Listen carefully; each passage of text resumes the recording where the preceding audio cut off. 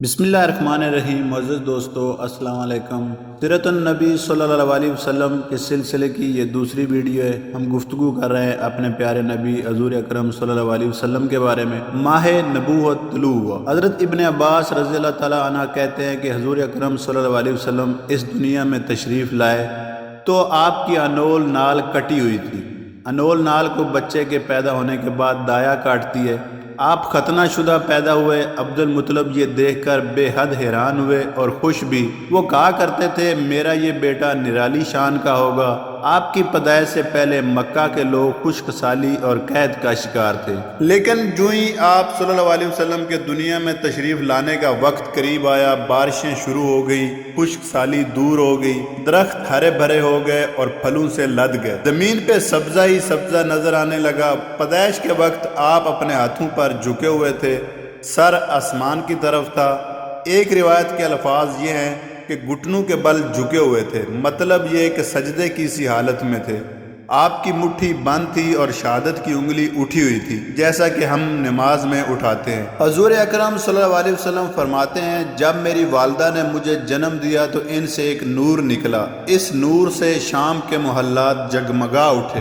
آپ صلی اللہ علیہ وسلم کی والدہ سیدہ آمنہ فرماتی ہیں محمد صلی اللہ علیہ وسلم کی پیدائش کے وقت ظاہر ہونے والے نور کی روشنی میں مجھے بصرہ میں چلنے والے اونٹوں کی گردنیں تک نظر آئیں۔ علامہ سہیلی رحمہ اللہ نے لکھا ہے کہ جب آپ پیدا ہوئے تو آپ نے اللہ تعالیٰ کی تعریف کی، اور ایک روایت میں یہ الفاظ آئے ہیں اللہ اکبر کبیرہ والحمد للہ کثیرہ وسبحان اللہ بکرۃ واسیلا۔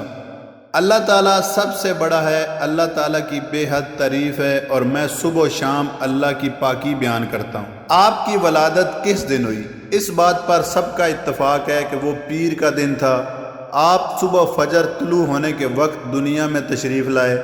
تاریخ پیدائش کے سلسلے میں بہت سے قول ہیں۔ ایک روایت کے مطابق 12 ربیع الاول کو پیدا ہوئے، ایک روایت 8 ربیع الاول کی ہے، ایک روایت یہ ہے کہ 2 ربیع الاول کو پیدا ہوئے۔ اس سلسلے میں اور بھی بہت سی روایات ہیں۔ زیادہ تر مورخین کا خیال ہے کہ آپ 8 ربیع الاول کو پیدا ہوئے۔ تکوین کے طریقے سے جب تاریخ نکالی گئی تو 9 ربیع الاول نکلی۔ مطلب یہ کہ اس بارے میں بالکل صحیح بات کسی کو معلوم نہیں۔ اس پر سب کا اتفاق ہے کہ مہینہ ربیع الاول کا تھا اور دن پیر کا۔ یہ بھی کہا جاتا ہے کہ آپ کو پیر کے دن ہی نبوت ملی، پیر کے روز ہی آپ نے مدینہ منورہ کی طرف ہجرت فرمائی، اور پیر کے روز ہی آپ کی وفات ہوئی۔ آپ عام الفیل میں پیدا ہوئے، یعنی ہاتھیوں والے سال میں۔ اس سال کو ہاتھیوں والا سال اس لیے کہا جاتا ہے کہ ابرہہ نے ہاتھیوں کے ساتھ مکہ مکرمہ پر چڑھائی کی تھی۔ آپ کی پیدائش اس واقعے کچھ ہی دن بعد ہوئی تھی۔ واقعہ کچھ اس طرح ہے میرے دوستو۔ ابرہہ یمن کا عیسائی حاکم تھا۔ حج کے دنوں میں اس نے دیکھا کہ لوگ بیت اللہ کا حج کرنے جاتے ہیں۔ اس نے اپنے لوگوں سے پوچھا یہ لوگ کہاں جاتے ہیں؟ اسے جواب ملا بیت اللہ کا حج کرنے کے لیے مکہ جاتے ہیں۔ اس نے پوچھا بیت اللہ کس چیز کا بنا ہوا ہے؟ اسے بتایا گیا پتھروں کا بنا ہوا ہے۔ اس نے پوچھا اس کا لباس کیا ہے؟ بتایا گیا ہمارے ہاں جو دھاری دار کپڑا جاتا ہے اس سے اس کی پوشاک تیار ہوتی ہے۔ ابرہہ عیسائی تھا۔ ساری بات سن کر اس نے کہا مسیح کی قسم میں تم لوگوں کے لیے اس سے اچھا گھر تعمیر کروں گا۔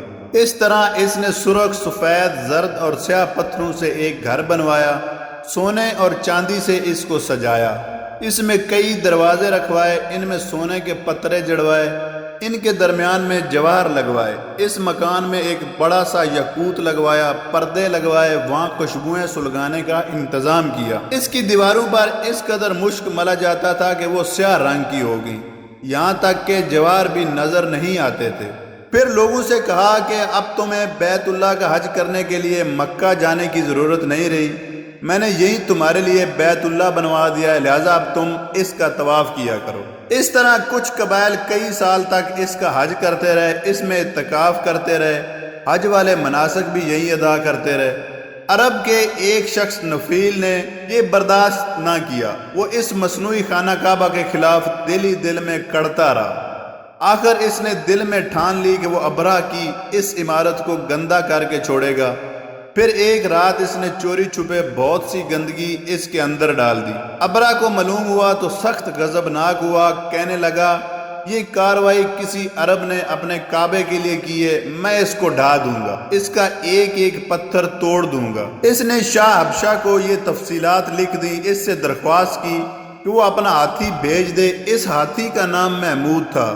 یہ اس قدر بڑا تھا کہ اتنا بڑا ہاتھی روئے زمین پر دیکھنے میں نہیں آیا تھا۔ جب ہاتھی اس کے پاس پہنچ گیا تو وہ اپنی فوج لے کر نکلا اور مکہ کا رخ کیا۔ یہ لشکر جب مکہ کے کرب و جوار میں پہنچا تو ابرہہ نے فوجوں کو حکم دیا کہ ان لوگوں کے جانور لوٹ لیے جائیں۔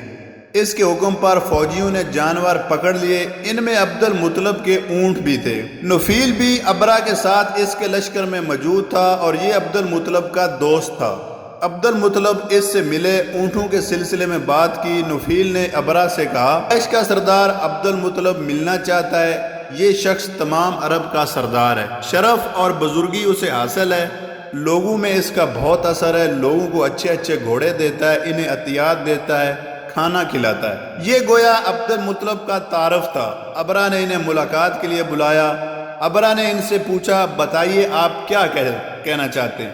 انہوں نے جواب دیا، میں چاہتا ہوں میرے اونٹ مجھے واپس مل جائیں۔ ان کی بات سن کر ابرہہ بہت حیران ہوا۔ اس نے کہا، مجھے تو بتایا گیا تھا آپ عرب کے سردار ہیں، بہت عزت اور بزرگی کے مالک ہیں، لیکن لگتا ہے مجھ سے غلط بیانی کی گئی ہے، کیونکہ میرا خیال تھا آپ مجھ سے بیت اللہ کے بارے میں بات کریں گے، جس کو میں گرانے آیا ہوں اور جس کے ساتھ آپ سب کی عزت وابستہ ہے، لیکن آپ نے اس کی تو سرے سے بات ہی نہیں کی اور اپنے اونٹوں کا رونا لے کر بیٹھ گئے۔ یہ کیا بات ہوئی؟ اس کی بات سن کر عبد المطلب بولے، آپ مجھے میرے اونٹ واپس دے دیں، بیت اللہ کے ساتھ جو چاہے کریں، اس لیے کہ اس کا گھر کا ایک پروردگار ہے، وہ خود ہی اس کی حفاظت کرے گا، مجھے اس کے لیے فکر مند ہونے کی کیا ضرورت ہے؟ ان کی بات سن کر ابرہہ نے حکم دیا، ان کے اونٹ واپس دے دیے جائیں۔ جب انہیں ان کے اونٹ واپس مل گئے تو انہوں نے ان کے سموں پر چمڑے چڑھا دیے، ان پر نشان لگا دیے، انہیں قربانی کے لیے وقف کر کے حرم میں چھوڑ دیا، تاکہ پھر کوئی انہیں پکڑ لے تو حرم کا پروردگار اس پر غضبناک ہو۔ پھر عبد المطلب ہرا پہاڑ پر چڑھ گئے۔ ان کے ساتھ ان کے کچھ دوست تھے۔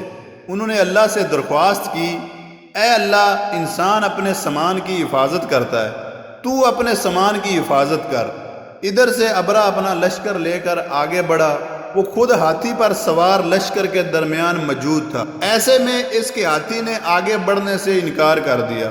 وہ زمین پر بیٹھ گیا۔ ہاتھی بانو نے اسے اٹھانے کی کوشش کی، لیکن وہ نہ اٹھا۔ انہوں نے اس کے سر پر ضربیں لگائی، آنکھیں چبوئی، مگر وہ کھڑا نہ ہوا۔ کچھ سوچ کر انہوں نے اس کا رخ یمن کی طرف کیا تو وہ فوراً اس طرف چلنے لگا۔ اس کا رخ پھر مکہ کی طرف کیا گیا تو پھر رک گیا۔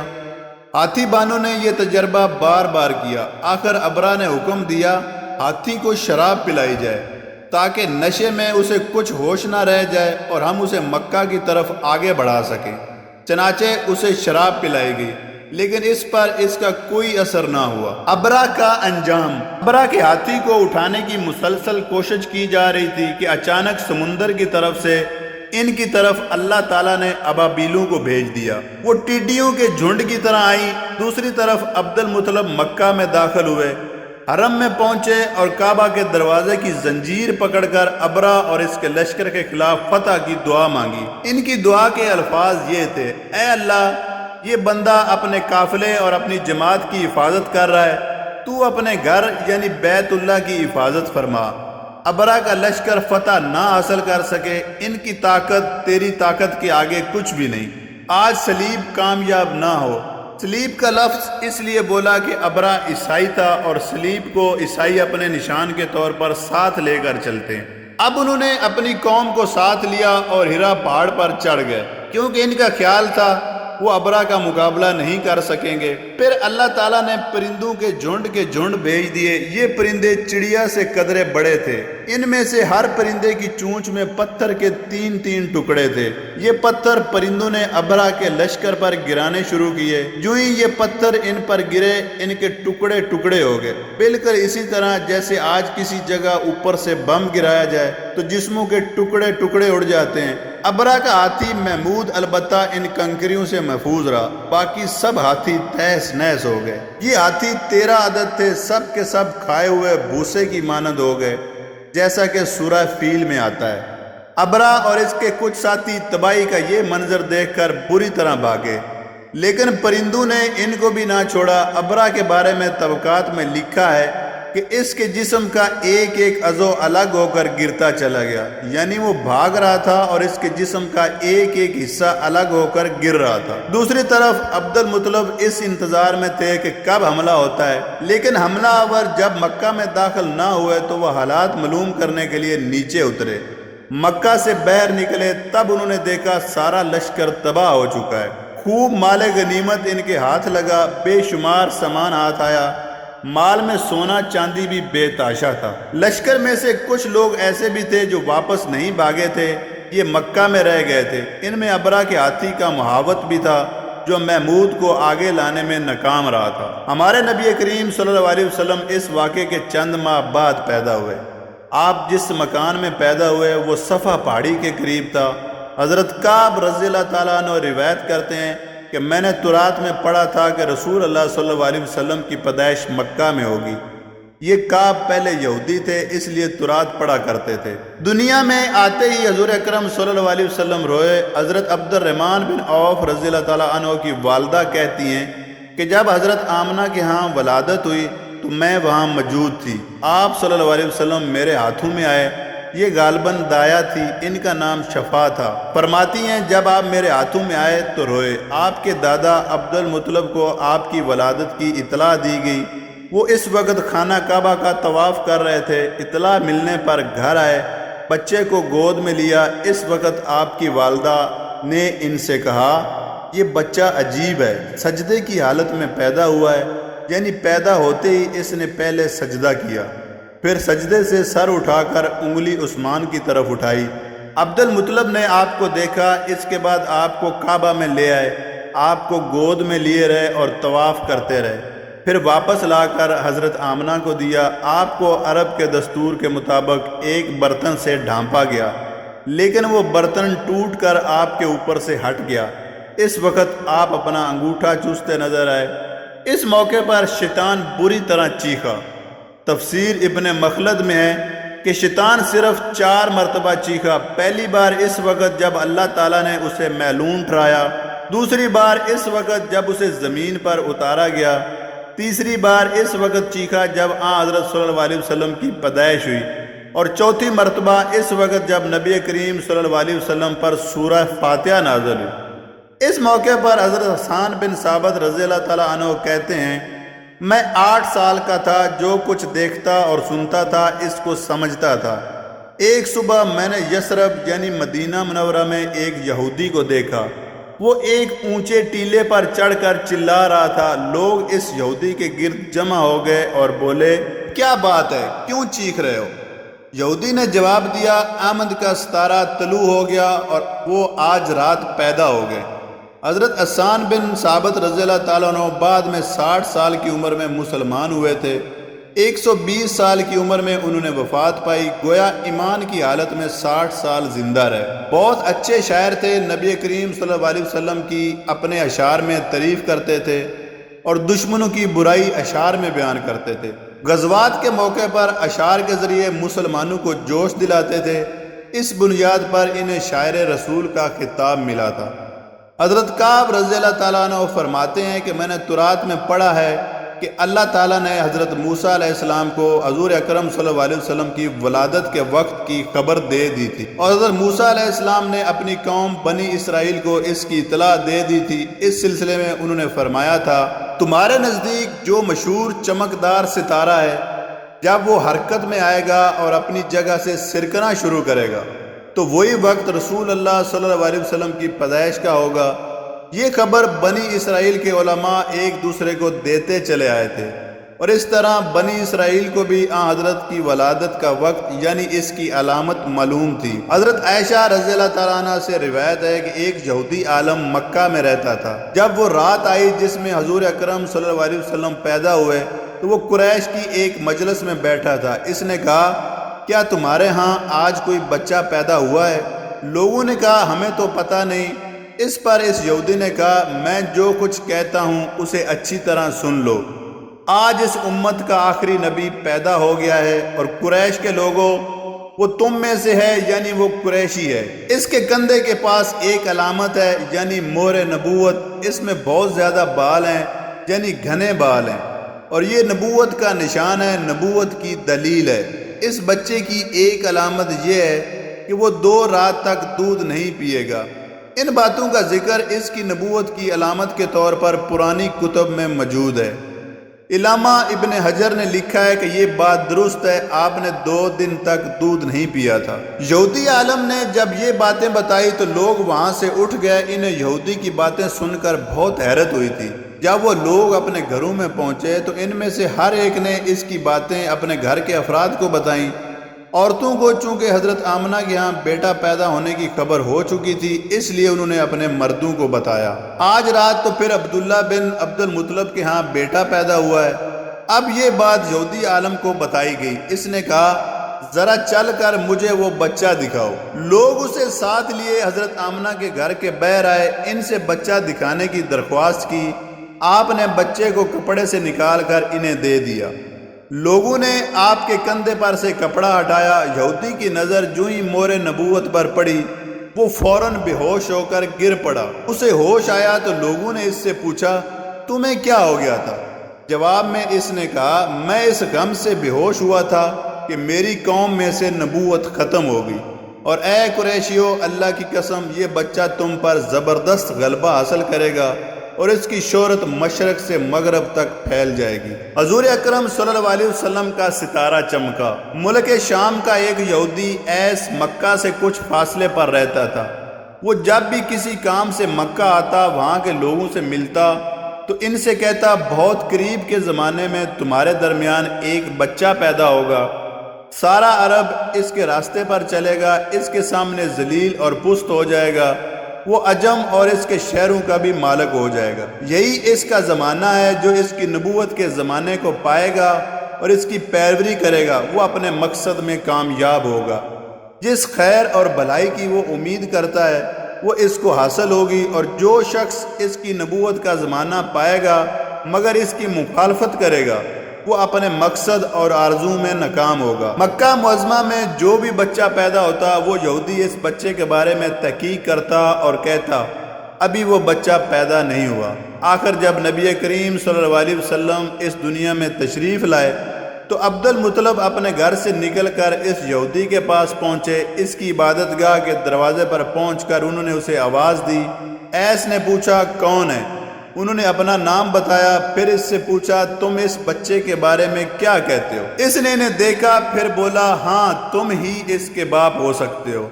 بے شک وہ بچہ پیدا ہو گیا ہے جس کے بارے میں تم لوگوں سے کہا کرتا تھا۔ وہ ستارہ آج رات طلوع ہو گیا ہے جو اس بچے کی پیدائش کی علامت ہے، اور اس کی علامت یہ ہے کہ اس وقت اس بچے کو درد ہو رہا ہے۔ یہ تکلیف اسے 3 دن رہے گی اور اس کے بعد یہ ٹھیک ہو جائے گا۔ رب نے جو یہ کہا تھا کہ بچہ 3 دن تکلیف میں رہے گا، تو اس کی تفصیل یہ ہے کہ آپ نے 3 دن تک دودھ نہیں پیا تھا، اور یہودی نے جو یہ کہا تھا کہ ہاں آپ ہی اس کے باپ ہو سکتے ہیں، اس سے مراد یہ ہے کہ عربوں میں دادا کو بھی باپ کہہ دیا جاتا تھا، اور نبی کریم صلی اللہ علیہ وسلم نے ایک بار خود فرمایا تھا میں عبد المطلب کا بیٹا ہوں۔ یہودی نے عبد المطلب سے یہ بھی کہا تھا اس بارے میں اپنی زبان بند رکھیں، یعنی کسی کو کچھ نہ بتائیں، ورنہ لوگ اس بچے سے زبردست حسد کریں گے، اتنا حسد کریں گے کہ آج تک کسی نے نہیں کیا، اور اس کی اس قدر سخت مخالفت ہوگی کہ دنیا میں کسی اور کی اتنی مخالفت نہیں ہوئی۔ پوتے کے متعلق یہ باتیں سن کر عبد المطلب نے ایس سے پوچھا اس بچے کی عمر کتنی ہوگی؟ یہودی نے اس سوال کے جواب میں کہا اگر اس بچے کی عمر طبی ہوئی تو بھی 70 سال تک نہیں ہوگی، بلکہ اس سے پہلے ہی 61 یا 63 سال کی عمر میں وفات ہو جائے گی، اور اس کی امت کی اوسط عمر بھی اتنی ہی ہوگی۔ اس کی پیدائش کے وقت دنیا کے بت ٹوٹ کر گر جائیں گے۔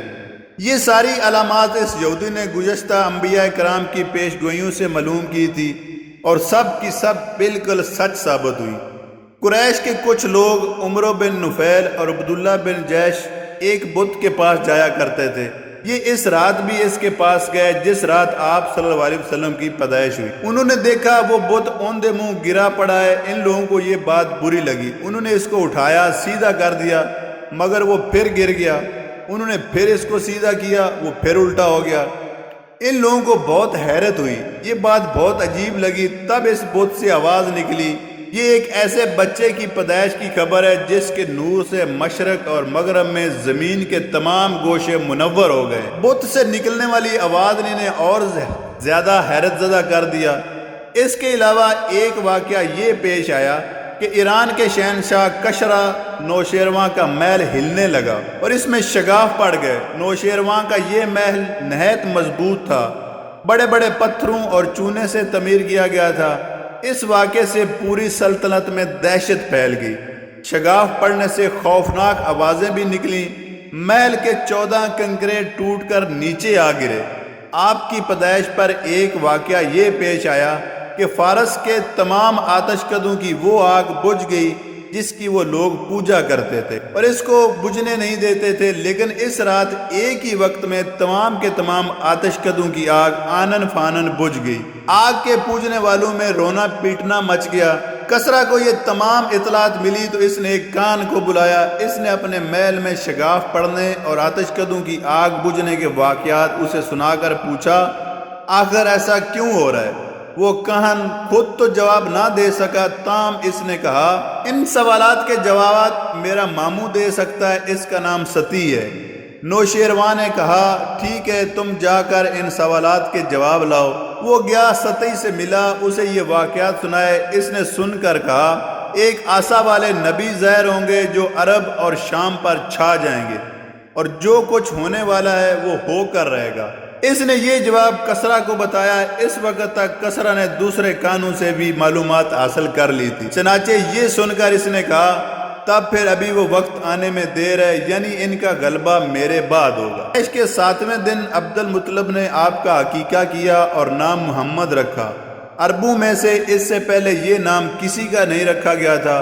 قریش کو یہ نام عجیب سا لگا، چنانچہ کچھ لوگوں نے عبد المطلب سے کہا، اے عبد المطلب، کیا وجہ ہے کہ تم نے اس بچے کا نام اس کے باپ دادا کے نام پر نہیں رکھا بلکہ محمد رکھا ہے، اور یہ نام نہ تمہارے باپ دادا میں سے کسی کا ہے نہ تمہاری قوم میں سے کسی کا ہے؟ عبد المطلب نے انہیں جواب دیا، میری تمنا ہے کہ آسمانوں میں اللہ تعالیٰ اس بچے کی تعریف فرمائے اور زمین پر لوگ اس کی تعریف کریں۔ محمد کے معنی ہے جس کی بہت زیادہ تعریف کی جائے۔ اس طرح والدہ کی طرف سے آپ کا نام احمد رکھا گیا۔ احمد نام بھی اس سے پہلے کسی کا نہیں رکھا گیا تھا۔ مطلب یہ کہ دونوں ناموں کی اللہ تعالیٰ نے حفاظت کی اور کوئی بھی یہ نام نہ رکھ سکا۔ احمد کا مطلب ہے سب سے زیادہ تعریف کرنے والا۔ علامہ سہیلی نے لکھا ہے کہ آپ احمد پہلے ہیں اور محمد بعد میں، یعنی آپ کی تعریف دوسروں نے بعد میں کی۔ اس سے پہلے آپ کی شان یہ ہے کہ آپ اللہ تعالیٰ کی سب سے زیادہ حمد و ثنا کرنے والے ہیں۔ پرانی کتابوں میں آپ کا نام احمد ذکر کیا گیا ہے۔ اپنی والدہ کے بعد آپ نے سب سے پہلے صوبیہ کا دودھ پیا۔ صوبیہ نبی کریم صلی اللہ علیہ وسلم کے چچا ابو لہب کی باندی تھی۔ ان کو ابو لہب نے آپ کی پیدائش کی خوشی میں آزاد کر دیا تھا۔ صوبیہ نے آپ کو چند دن تک دودھ پلایا۔ انہی دنوں صوبیہ کے ہاں اپنا بیٹا پیدا ہوا تھا۔ آپ کی والدہ نے آپ کو صرف 9 دن تک دودھ پلایا۔ ان کے بعد صوبیہ نے پلایا۔ پھر دودھ پلانے کی باری حضرت حلیمہ سعدیہ رضی اللہ تعالیٰ عنہ کی آئی۔ حضرت حلیمہ سعدیہ رضی اللہ تعالیٰ عنہ دوسری عورتوں کے ساتھ اپنی بستی سے روانہ ہوئی۔ ان کے ساتھ ان کا دودھ پیتا بچہ اور شوہر بھی تھا۔ حضرت حلیمہ سعدیہ رضی اللہ تعالیٰ عنہ دوسری عورتوں کے بعد مکہ میں داخل ہوئی۔ ان کا خچر بہت کمزور اور مریل تھا۔ ان کے ساتھ ان کی کمزور اور بوڑھی اونٹنی تھی، وہ بہت آہستہ چلتی تھی۔ ان کی وجہ سے حلیمہ رضی اللہ تعالیٰ عنہ قافلے سے بہت پیچھے رہ جاتی تھی۔ اس وقت بھی ایسا ہی ہوا، وہ سب سے آخر میں مکہ میں داخل ہوئی۔ آج کے لیے دوستو اتنا ہی، ملتے ہیں اپنی نیکسٹ ویڈیو میں جس میں ہم سیرت النبی صلی اللہ علیہ وسلم کے بارے میں مزید گفتگو کریں گے۔ والسلام۔